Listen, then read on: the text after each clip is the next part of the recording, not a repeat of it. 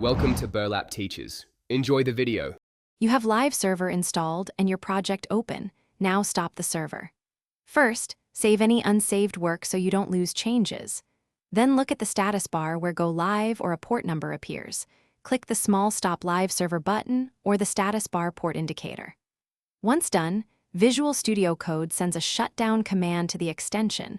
Make sure the status goes back to normal and the local URL disappears from your browser. If the status bar control isn't visible, press Ctrl plus Shift plus P, CMD plus Shift plus P on Mac, and run Live Server. Stop Live Server to issue a clean shutdown. Make sure to close the Served Preview tab or browser page. Sometimes that allows the extension to finish cleanup. If Live Server spawned a terminal or background process, open the terminal pane and stop it manually with Ctrl plus C. This kills lingering servers. Afterward, complete the shutdown by confirming the port is freed and the local URL no longer responds.